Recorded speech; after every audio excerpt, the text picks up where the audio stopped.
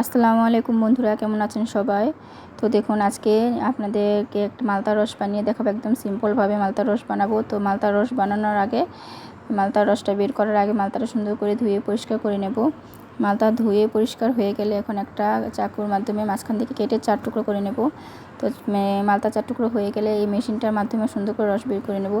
এখানে রস বের করতে তেমন কোনো কষ্টই করতে হবে না, শুধু এটা দিয়ে সুন্দর করে চেপে ধরলে রসগুলো সুন্দর বেরিয়ে আসবে।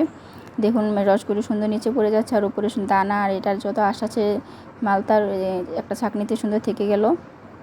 তো এখন ছাঁকনিটা উঠিয়ে দেখে নিয়ে জগে কতটুকু রস হয়েছে। এই তো দেখুন, এতটুকু রস হয়েছে। তো দেখলাম এত কিছু আঁশ আছে। তো এখন এই আঁশগুলো সুন্দর করে ছেঁকে নেব, কারণ বাচ্চারা আঁশ থাকলে মালতার রস খেতে চাবে না। তো এই যে মালতাগুলো একটা গ্লাসে ঢেলে নিলাম। এখন এতে লবণ আর চিনি মিক্স করে নেব, ব্যাস হয়ে গেল মালতার জুস। Bye bye.